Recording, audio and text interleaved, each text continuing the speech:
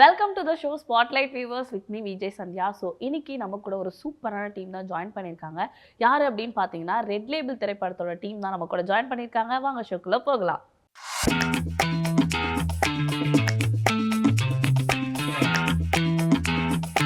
Hello, வணக்கம் எல்லாருக்கும். வணக்கம். எல்லாரும் எப்படி இருக்கீங்க? சந்தோஷமா இருக்கும். Okay, super. அந்த சந்தோஷத்தோட வாழ்த்துக்கள் first of all Red Label படத்துக்காக.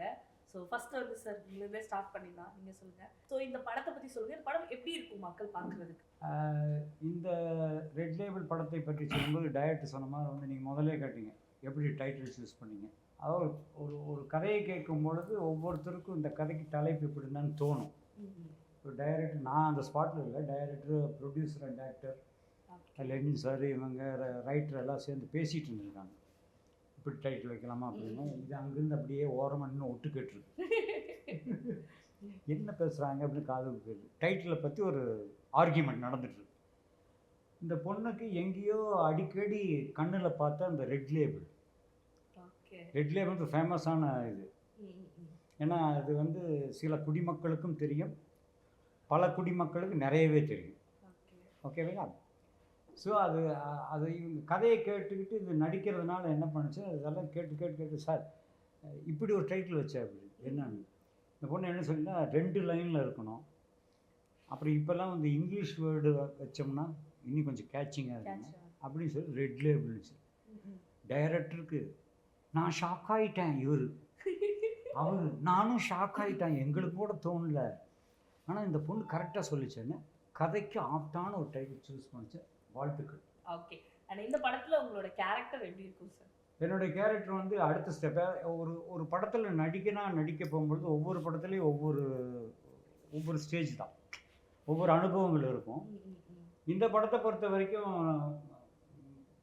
ஒரு கதையை தேர்ந்தெடுத்து அதுக்கு வசனமெல்லாம் யாரும் தேர்ந்தெடுத்து அவங்கெல்லாம் சேர்ந்து ப்ரொடியூசரோட மிங்கிள் ஆகி இந்த கதையை இவர் தான் டைரக்ட் பண்ண நல்லான்னு சொல்லி டைரக்டரை ஃபிக்ஸ் பண்ணி ஒரு ஆர்டராக, ஒரு திரைப்படத்தை எப்படி ஒரு ஆர்டர் அந்த காலத்தில் அப்படி தான் இருந்தது. ஸோ அந்த ஆர்டரில் தான் இவர் ப்ரொடியூசர் வந்து படம் எடுத்தார்.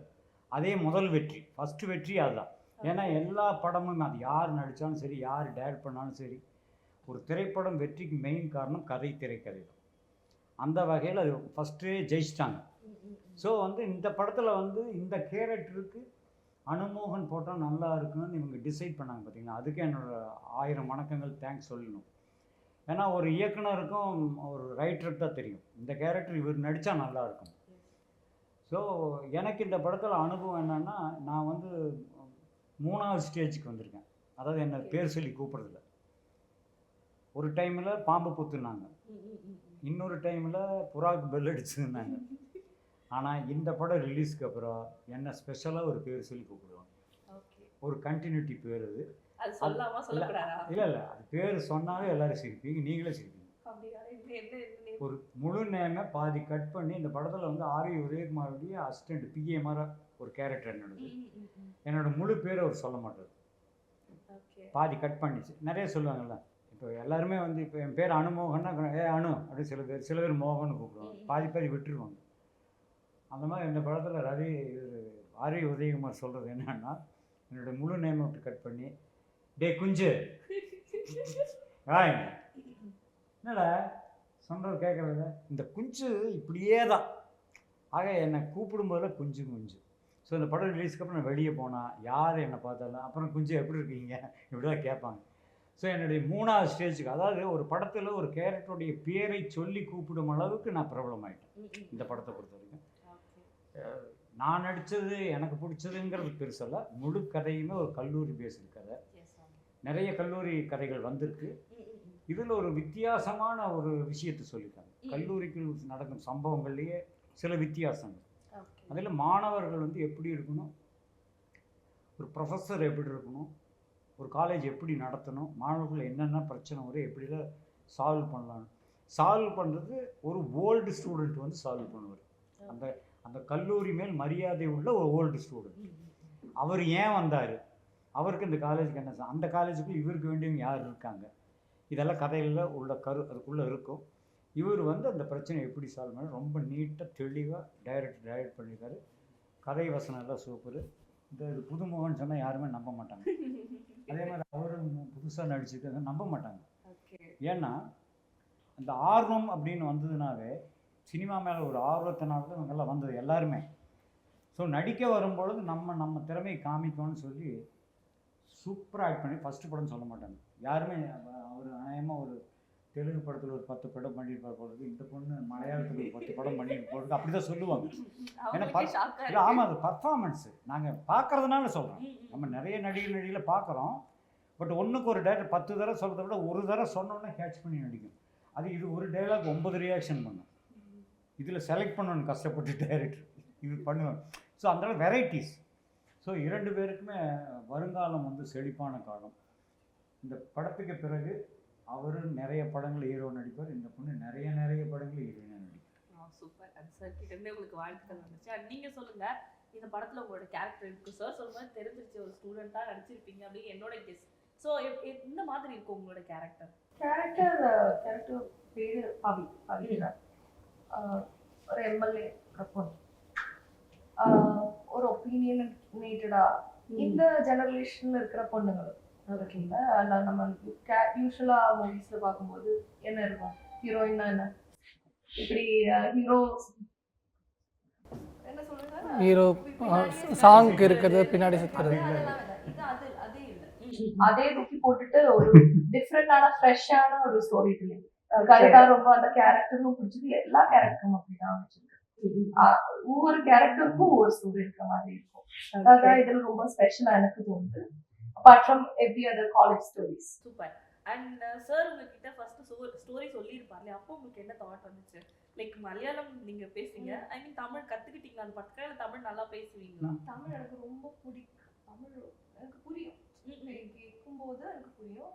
பாட்டெல்லாம் பாடுவீங்க, ஆனா பேசுறதுக்கு கொஞ்சம் கஷ்டமா இருக்கு. ஆனா எனக்கு இந்த கேரக்டர் இந்த ஸ்டோரியை கேட்டபோது ஐ வாஸ் லைக் வாவ், எனக்கு ஃபர்ஸ்டே இவ்வளோ ஒரு இந்த அளவுக்கு நல்ல ஒரு கேரக்டர், இந்த அளவுக்கு நல்ல ஒரு படத்துல ஒர்க் பண்றதுக்கு வாய்ப்பு கிடைச்சதே ரொம்ப பெரிய விஷயமா ஃபர்ஸ்ட் எனக்கு அதுதான் தோணுச்சு. Okay, super. நீங்க சொல்லுங்க, படத்தோட ஆக்ட் பண்ணிருக்கீங்க, ப்ரொடியூசர் வேற.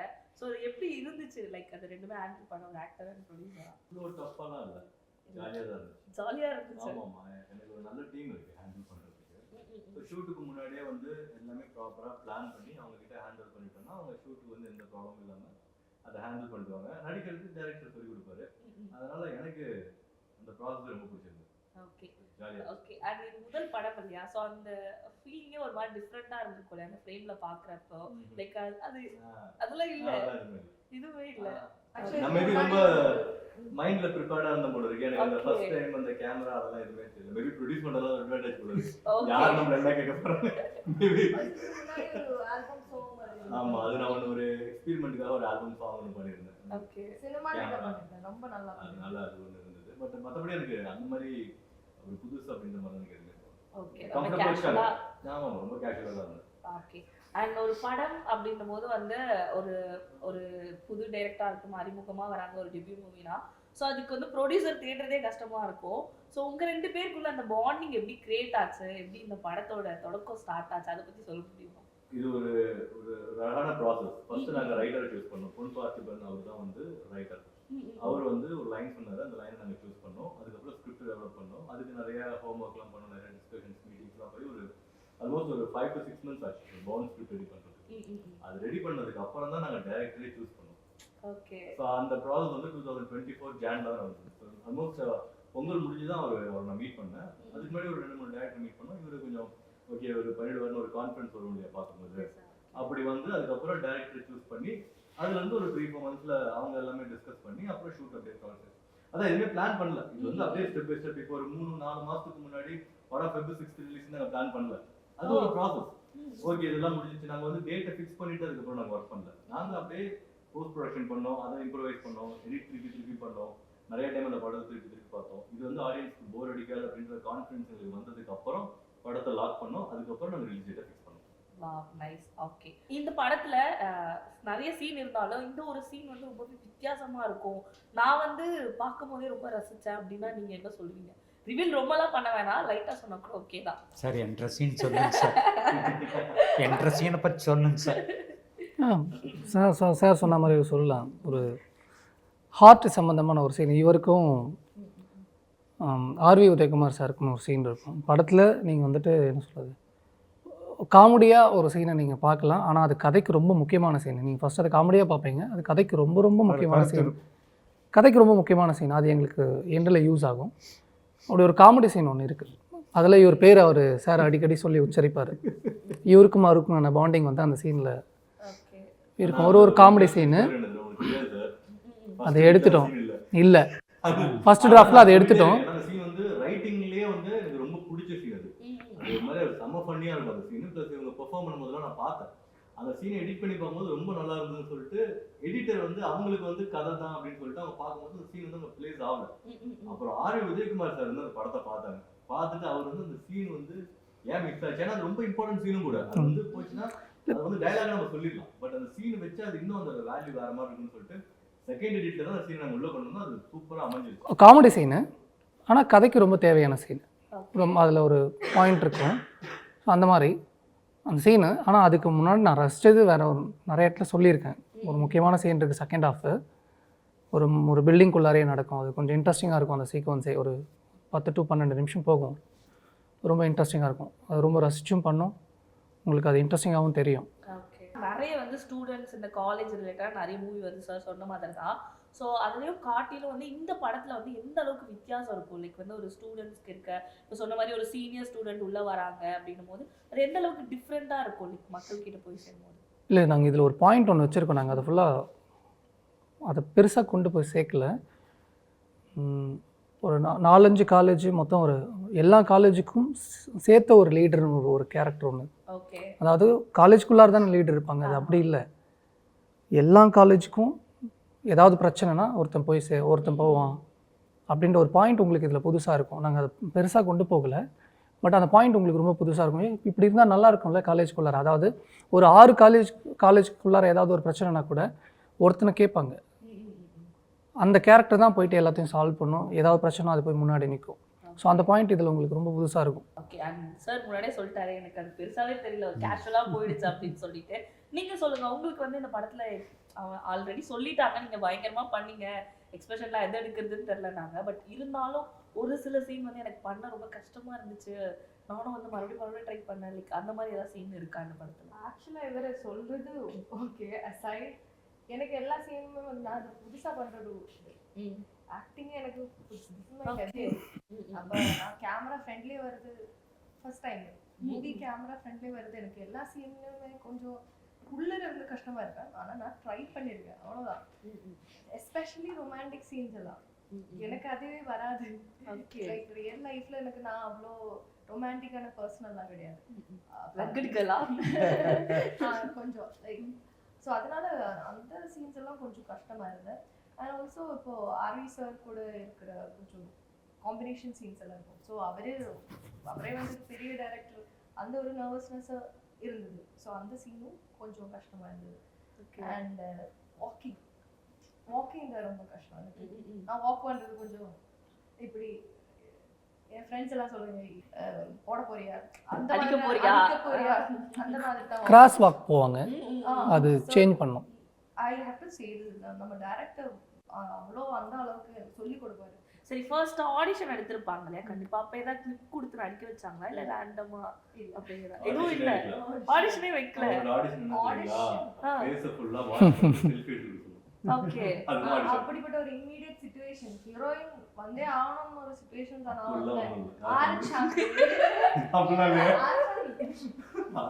ஆரிச்சாமி தான் கூப்பிட்டா, ஏன்னா 5 ஹீரோயினை கொன்னுட்டு ஓட்டு தான். Okay, super. ஓகே, அண்ட் நீங்க சொல்லுங்க சார், உங்களுக்கு பிடிச்ச சீன் இந்த படத்துல? எனக்கு ரொம்பவே ஹார்ட் டச் பண்ண மாதிரி ஒரு சீன் இதுனா நான் நடிச்சதுல அப்படின்னா என்ன சொல்லுவீங்க? எனக்கு கிளைமேக்ஸ்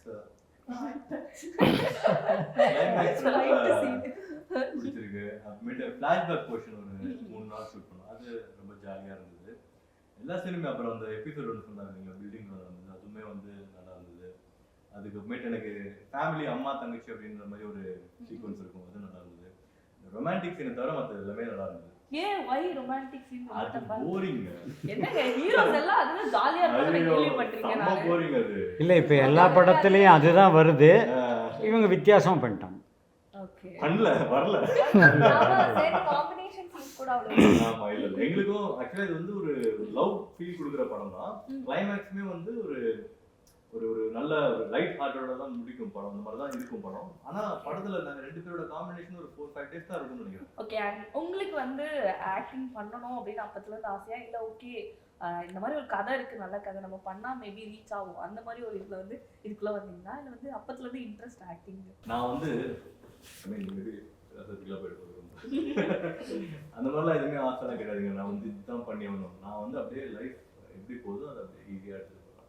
ஒரு 5 வருஷம் முன்னாடி வரைக்கும் நான் படம் எடுப்பேன்னு பிளானே பண்ணல.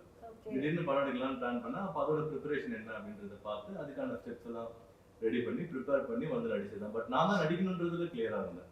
லைக் நமக்கு என்ன கதை செட் ஆகுமோ அப்படின்னு சொல்லிட்டு அந்த சொன்ன 1 லைனை வச்சு எனக்குன்னு நான் கேட்கல. ஃபர்ஸ்ட் அவர் 2 லைன் சொன்னாரு. அந்த 2 லைன்ல வந்து எனக்கு தெரியல கேட்கும்போது இது நம்மளால பண்ண முடியும், நமக்கு மேட்ச் ஆகும். ப்ளஸ் இந்த கதை யார் பண்ணாலுமே நல்லா தான் வந்து. அதனால இது வந்து இந்த ஹீரோக்கு அப்படின்றதெல்லாம் ஸ்பெசிஃபிக்காக கிடையாது. யார் பண்ணிதான் நல்லா இருக்கும். கதை தான் ஹீரோ. Okay super. அண்ட் நீங்க சொல்லுங்க, உங்க ஜர்னி வந்து எப்படி ஸ்டார்ட் ஆச்சு இதுக்குள்ள, சொல்லிட்டாங்க சினிமாக்குள்ள? இல்ல அது வந்து ஆடிஷன் படத்துல ஆக்சுவலா இந்த மொமெண்ட் தான் என்னோட ஸ்டார்ட். ஓகே. இந்த படம் தான் என்னோட ஸ்டார்ட். அதுக்கு முன்னாடி நான் டிஜே இருந்தேன். டிஜே? ஓ டிஜே தான். ஓகே. ப்ரொஃபஷனல் ஆன டிஜே. இதுதான் முதல் படம். இன்னொரு படம் மலையாளத்தில் பண்ணிட்டு இருக்கேன். அது சொல்லவே இல்லை. பாத்தீங்களா? நீங்க என்ன படம்? ஏய் கள்ளி கள்ளியா நீ. அதுதான். ஸோ இதுல வர்ற வரைக்கும் எனக்கு தெரியவே தெரியாது எனக்கு இது இவ்வளவு பிடிக்க போறேன், இந்த அளவுக்கு எனக்கு பேஷன் வர போறேன்னு எனக்கு தெரியவே இல்லை. நான் I was also in a journey exploration. என்ன எனக்கு பிடிக்கும்னு அந்த ஒரு எக்ஸ்ப்ளோரேஷன் பீரியட் நமக்கு எல்லாருக்கும் இருக்கும்ல. எஸ் ஆமா. ஸோ அந்த பீரியட்ல இருந்தேன் நான். அந்த ஒரு பீரியட்ல எனக்கு எல்லாமே பண்ணோம், ஆனா எது பிடிக்கிறதுனே தெரியல. ஆனா எங்கே வந்து லேர்ன் பண்ண போது தான் எனக்கு தெரியுது I have to be in movies. எனக்கு அவ்வளோ பிடிக்கும் இப்போ மூவிஸ்னா. அதை ஆக்ட் பண்ணணும்னு இல்லை, எதா இருந்தாலும் to be a part of movies. Okay super.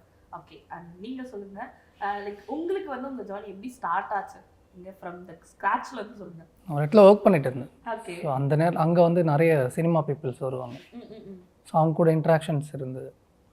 அப்போது ஓகே சினிமாவில் போனால் இந்த ஒரு ஃபேம் கிடைக்கணும்னு ஒரு விஷயம் கிடைக்கும். ஸோ லைஃப்பில் ஒரு நல்ல இடத்துக்கு போகணுன்னா 3 விஷயந்தான். ஒன்று அரசியல்வாதி ஆகணும், இன்னொன்று ஸ்போர்ட்ஸில் இருக்கணும், இல்லை சினிமாவில் இருக்கணும். ஓகேங்களா? அரசியல்வாதி நமக்கு சுத்தமாக ஆகாது, நமக்கு அது சத்தியமாக அது தெரியாது அதை பற்றி.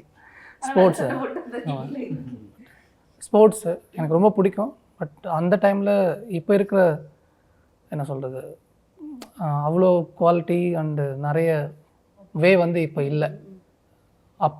இப்போ இருக்குது, அப்போது இல்லை ஸ்போர்ட்ஸில். இப்போ தான் ஸ்போர்ட்ஸில் பயங்கர ஓப்பனிங் இருக்குது, அப்போ கிடையாது. ஸோ நம்மளால் முடியாது, சினிமா ட்ரை பண்ணலாம் அப்படின்னு சொல்லிட்டு தான் ஃப்ரெண்டு ஒருத்தர் மூலயமா கனெக்ட் ஆகி ஒரு சினிமா பீப்புளை மீட் பண்ணி அப்படியே வந்தேன், நடிக்க வந்தேன். தடிக்கு விழுந்து டைரக்டர் ஆகிட்டேன். டைரக்டர் ஆகிட்டேன். ஓகே. அப்போ நடிக்கிறதுக்கு லைக் ஆடிஷன் மாதிரி படத்துக்கு ஏதாவது போயிருக்கீங்களா? கனா காணும் காலங்களுடைய ஓப்பனிங் சீக்வன்ஸில் நான் செலக்ட் ஆன என்னோடய ஃபோட்டோஸ் வந்து செலக்ட் பண்ணாங்க. ஸ்டார்டிங் செலக்ட் பண்ணாங்க, எல்லாம் ஃபைனல் ஆச்சு. பட் இப்போ அவங்களுக்கே ஞாபகமாக தெரியாது இந்த முகம். ஃபைனல் பண்ணாங்க, ஏதோ ஒரு சூழ்நிலைகளால் பண்ண முடியல. அப்புறம் என் கூட இருந்தவங்க சொன்னாங்க, வேணாம் நீ டைரக்டர் ஆகுது அப்படின்னு சொன்னாங்க. ஸோ அசிஸ்டன்ட் டைரக்டராக ஒரு ப்ராஜெக்டில் சேர்த்து விட்டாங்க. அங்கே அந்த அசிஸ்டன்ட் டைரக்டரும் அந்த டைரக்டருடைய அந்த அவங்களுக்கு கிடைக்கிற மரியாதையும் அந்த பவரும் எனக்கு பிடிச்சிருந்து. ஓகே அசிஸ்டன்ட் டைரக்டர்னால் இவ்வளோ ஒரு விஷயம் இருக்கான்னா அது மேலே ஒரு அன்பு வந்தது. ஓகே அந்த அன்பு அப்படியே மாறி டைரக்டருக்கான எல்லா விஷயமும் தேடல ஆரம்பிச்சு படிப்படியாக வந்து இங்கே வந்திருக்கு. Okay super. அண்ட் அடுத்து ஒரு படம் பண்ணணும் as a ப்ரொடியூசரா, இந்த மாதிரி கதை தான் நான் தேர்ந்தெடுப்பேனா என்ன சொல்லுவீங்க சார்? இந்த படம் ஃபர்ஸ்ட் February 6 ரிலீஸ் ஆகுது. அது ஆகட்டும், மக்கள் எப்படி ரிசீவ் பண்றாங்கன்னு பார்ப்போம். நம்ம இவ்வளவு நாள் பண்ணது கரெக்டா தப்பான்னு அப்போ தெரிஞ்சோம். ஏன்னா நமக்கு நம்ம ப்ராடக்ட் வந்து கரெக்டா தான் இருக்கும். யாருமே வந்து படம் நல்லா இருக்காது அப்படின்னு எடுக்க போறது கிடையாது. அவங்க ஆனஸ்டா தான் பண்ண போறாங்க. பட் அதை ப்ரிடிக்ட் பண்ண முடியாது இல்லையா? அது ஒரு வேலை கரெக்டா இருந்தது அப்படின்னா ஓகே அப்படின்னு சொல்லிட்டு கான்ஃபிடென்ட்டா இன்னொரு படம் நம்ம ஸ்டார்ட் பண்ணுவோம். அது ரிசல்ட் வச்சு தான் டிசைட் பண்ண போறோம். பட் ஜானர்லாம் ஃபிக்ஸ் பண்ணுங்க. எனக்கு வந்து இதுதான் அதான் கிடையாது. எது எனக்கு ரொம்ப போரிங்னா மேபி லவ் ஃபிலிம்னா எனக்கு போரிங். அதனால நான் எடுக்க இதனாலதான் ரொம்ப பட்டிருக்கீங்களா லவ்லால? இல்ல மேபி அந்த எபிசோட் என் லைஃப்ல உள்ள போகாதனால எனக்கு ரொம்ப போரிங்கா தெரியுது போல இருக்கு. பட் நான் என்னோட வைஃப் ரொம்ப அண்ட் ஷூட்டிங் ஸ்பாட்ல என்னதான் வந்து படம் மூவி அப்படின்னு போனாலும் கண்டிப்பா ஏதாவது ஃபன் இருக்கும். சார் இருப்பாரு, கண்டிப்பா அவர் ஏதாவது கண்டிப்பா சொல்லியிருப்பார். லைக் அவரோட படங்கள் பார்த்தாலே தெரியும். ஸோ அந்த மாதிரி நல்லா ஜாலியா ஃபன்னா அந்த மாதிரி ஏதாவது நடந்திருக்கா? படம் பூராமே ஜாலி தான்மா. ஜாலி தான். இது வந்து ஏதோ போய் ஒரு ஷூட்டிங் மாதிரி அப்படிலாம் இல்லை, ஒரு டூர் போன மாதிரி தான். இது ஃபுல்லாக வந்து நிறைய ஸ்டூடெண்ட்ஸ் வேறு, க்ரௌடு லைவ். அப்புறம் இந்த படத்தில் மெயின் என்ன தெரியல, ஃபஸ்ட்டு நான் சொல்ல வேண்டிய விஷயம் என்னென்னா, ஒரு செட்டுக்குள்ளே போய் ஷூட்டிங் ஆரம்பித்தா பிரேக் வரைக்கும் எல்லா ஆர்டிஸ்டும் உள்ளே தான் இருக்கும். நாங்கள் எல்லாருமே ஒன்றா தான் இருந்தோம். கேரவானுக்கு போகிறது, அங்கே போகிறது, ஆள் தேடுறதுலாம் கிடையாது. எல்லாருமே ஒன்றா தான் எல்லோரும் அங்கேயே இருப்பாங்க. ஏன்னா எல்லா வசதியும் அந்த காலேஜுக்குள்ளேயும் இருந்தது. ஸோ கேரவானில் வைக்கல, அவசியமும் இல்லை. ஸோ எப்படின்னா எல்லோரும் இருக்கும்பொழுது என்னென்னா, நான் நடிக்கும் பொழுது என்ன வாட்ச் பண்ணுவாள், இவன் நடிக்கும்போது நான் வாட்ச் பண்ணு, நாங்கள் 2 பேர் நடிக்கிற டைரக்டர், இப்படி ஒவ்வொருத்தரும் வாட்ச் பண்ணி இம்ப்ரூவ், அந்த சீனை இம்ப்ரூவ் பண்ணுறது. இப்போ ஒரு டைலாக் எனக்கு கொடுத்துனாங்க, நான் பேசிகிட்டு இருக்கேன், நான் ஒரு பேசிக்காக ரைட்டர் வேறு. ஸோ இந்த இடத்துல இப்படி ஒன்று சொல்லலாம்னு சொல்லும்போது டைரக்டர்கிட்ட சொல்லுவோம், ரைட்டர் கலந்துட்டு இந்த இடத்துக்கு அது நல்லா வச்சுக்கலாம் சார், அந்த ஃப்ரீடம் கொடுத்தாங்க. ஒரு ஸ்கிரிப்டில் ஒரு டைரக்டரும் ரைட்டரும் இன்வால்வ் ஆனவங்க நம்ம எக்ஸ்ட்ரா போடும் பொழுது அது நல்லா இருக்குதுன்னு சொல்லி ஏற்றுக்கணும். அந்த மனப்பக்கம் 2 பேர்கிட்டையும் இருந்தது. ஸோ நாங்கள் ஒரு ஃப்ரீடம் கொடுத்துட்டாங்க, உங்களால் முடிஞ்சது இந்த கதைக்கு ஏற்ற மாதிரி சொல்கிறதுன்னா சொல்லிக்கலான்னு. ஸோ அதெல்லாம் எல்லா டைரக்டர் பண்ண மாட்டாங்க, நான் சொல்கிறது தான் பேசணும் அப்படிங்கிறவங்களாம் இருக்காங்களா? சார் நானும் அப்படி தான் சார் எடுத்திருக்கேன். எப்படி நான் சொல்கிறது பண்ணுங்க சொல்லியிருக்கேன் சார். எங்களை பார்த்துன்னு பயந்து விட்டுட்டீங்களாப்பா? நான் சொல்கிறேன் சும்மா சீரியஸாக இருக்கேன். ஏற்றுக்கிறது, இது நல்லா இருக்குன்னு ஏற்றுக்கிற மனோப்பக்குவம்.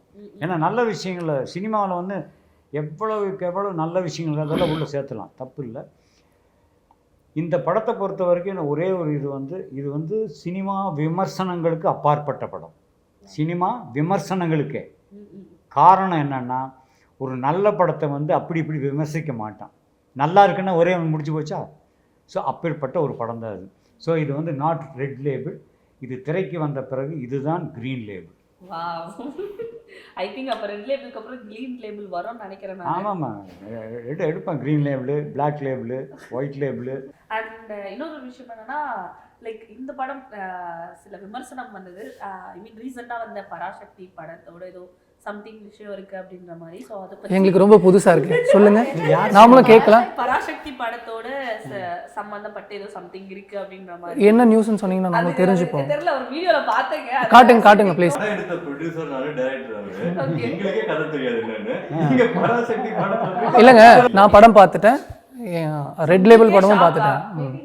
ஷாக்கெல்லாம் இல்லை, அப்படி பண்றதுக்கு ஒன்று இல்லை, ஒருவேளை பராசக்தின்னு என்ன சொல்லி பார்த்தீங்கன்னா, அன்றைய சிவாஜி கணேசன் நடித்த பராசக்தி படம் சூப்பர் ஹிட். அந்த மாதிரி இந்த படம் சூப்பர் ஹிட் ஆகுமான்னு சொல்லிட்டு. ஆனஸ்ட்டாக சொல்லணும்னா ஒரு நல்ல படம் உங்களை என்டர்டெயின் பண்ணும், வந்து உட்காந்து சந்தோஷமாக பார்த்துட்டு போவீங்க. இதுதான், நோ எக்ஸ்பெக்டேஷன். February 6 படம் ரிலீஸ், எக்ஸ்பெக்டேஷன் இல்லை, ஏன்னா எல்லாருமே அப்கமிங்கில். ஸோ எக்ஸ்பெக்டேஷன் கிடையாது. உள்ளே வந்து பார்த்தீங்கன்னா டெஃபினட்டாக இன்ட்ரெஸ்டிங்கான படமாக இருக்கும்.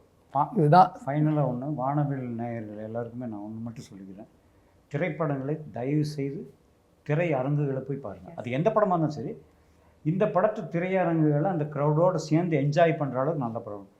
ஏன்னா என்ன தான் டிவியில் காமிச்சாலும் கூட கிரிக்கிறவங்களையே அத்தனாயிரம் பேர் உட்காந்து பார்க்குறாங்க. அந்த என்ஜாய்மெண்ட் வேறு, அந்த ஒரு என்டர்டெயின்மெண்ட் வந்து இந்த படத்தில் இருக்குது.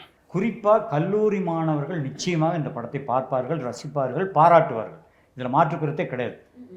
ஏன்னா பழைய ஸ்டூடெண்ட்டாக இருந்தாலும் கூட பார்த்துட்டு, நம்ம காலேஜில் இப்படியெல்லாம் நடந்திருக்குல்ல, ஆனால் அங்கே அப்போ சொல்யூஷனே கிடைக்கல, கரெக்டான சொல்யூஷனாக சொல்லியிருக்காங்கய்யா. அந்த தாட், அது மலரும் நினைவுகளை மீண்டும் ரசிகர்கள் மத்தியில் கொண்டு வருது. ஸோ எல்லாருக்குமே அந்த பள்ளி பருவம், கல்லூரி பருவமெல்லாம் இருக்கும். ஸோ அந்த மாதிரி ஒரு ஸ்டோரியை அழகாக சொல்லியிருக்காங்க. குறிப்பாக வந்து புதுமுகங்களாக இருந்தாலும் இந்த 2 பேரும் வந்து கதாநாயகர் வந்து நல்லா அஸ்திருக்காங்க. இந்த படத்தில் எல்லா கேரக்டருமே நல்லா இருக்குது. அம்மன் சொன்ன மாதிரி ஒவ்வொருத்தருக்கும் ஒரு பாயிண்ட் இருக்குது கதையில். யாருமே வீண் போகல, எந்த கேரக்டரும் வீணாக போகாது, எல்லா கேரக்டருமே நல்லா பண்ணியிருக்கு. நிச்சயமாக இது ஒரு வெற்றி படம் என்பது எந்த சந்தேகமும் கிடையாது. எல்லோரும் தியேட்டரில் போய் படம் பாருங்கள். காரணம் என்னென்னா, நீங்கள் கொடுக்குற காசில் தான் திரையுலகத்தினர் அத்தனை பேருமே சோறு சாப்பிட்றாங்க. புரிஞ்சுங்களா? நீங்கள் கொடுக்குற காசு தான், அதை வச்சு தான் எவ்வளோ தொழிலாளர்கள், எத்தனை கலைஞர்கள் இதுலேருந்து பாடுபடுறாங்க, எவ்வளோ கஷ்டப்படுறாங்க. அதை நீங்கள் வந்து தியேட்டரில் போய் காசு கொடுத்து போனால் அந்த காசு தான் எங்களுக்கு வந்து வருது. அதை வச்சு தான் நாங்களும் பொழப்போட்டிகிட்ருக்கோம். ஸோ இந்த கலைத்துறையை வாழ வைப்பது என்பது ரசிகர்கள் மத்தியில் தான் இருக்குது. அவங்க நினச்சா எது வேணால் நடக்கும். வெற்றிப்படிகளை நோக்கி எங்களை கொண்டு செல்வது அவர்கள் தான். நன்றி, வணக்கம். And thank you. இவ்வளோ நேரம் வந்து ரொம்ப அழகாக நிறைய விஷயங்கள் அண்ட் கேம் அண்ட் படத்தை பற்றியும் ஸோ நிறைய விஷயங்கள் போச்சு. Thank you so much for coming to all. நன்றி நன்றி நன்றி நன்றி. ரொம்ப நன்றி. ரொம்ப நன்றிங்க. இந்த திரைப்படத்தை பொறுத்த வரைக்கும் மீண்டும் திரைப்படத்துடைய வெற்றி விழாவில் உங்களை எல்லாம் எங்கள் யூனிட்டோட வந்து சந்திக்க போகிறது உங்கள் அனுபவனுங்க. போயிட்டு வாருங்க. வணக்கமுங்க. February 6 red label movie release ஆகுது. எல்லோரும் தேட்டரில் போய் படம் பாருங்கள். அதே டேட்டில் இன்னும் 2 படம் ரிலீஸ் ஆகுது. ஸோ எங்களுக்கு எந்த அளவுக்கு சப்போர்ட் கொடுக்குறீங்களோ அதே மாதிரி அந்த படத்துக்கும் சப்போர்ட் கொடுப்பீங்க நாங்கள் நம்புகிறேன். ஏன்னா சினிமாவில் எல்லா படமும் நல்லா இருக்கணும். நல்லா இருந்தால் தான் உங்களை என்டர்டெயின் பண்ணுற எல்லா படமும் நீங்கள் பார்ப்பீங்கன்னு தெரியும். ஸோ எல்லா படத்துக்கும் சப்போர்ட் பண்ணணும்னு நான் ஆசைப்பட்றேன். ஸ்பெஷலி எங்கள் படத்துக்கு இன்னும் சப்போர்ட் பண்ணிங்கன்னா ரொம்ப நல்லாயிருக்கும். என்ன நேர்களே, இன்னைக்கு ஷோ பார்த்துருப்பீங்கன்னு நினைக்கிறேன். ரொம்பவே சூப்பராக ஜாலியாக இருந்திருக்கும். இதே மாதிரி ஒரு சூப்பரான ஷோவில் நான் வந்து உங்களை மீட் பண்ணுறேன். Until then, bye from Sandhya. Tata.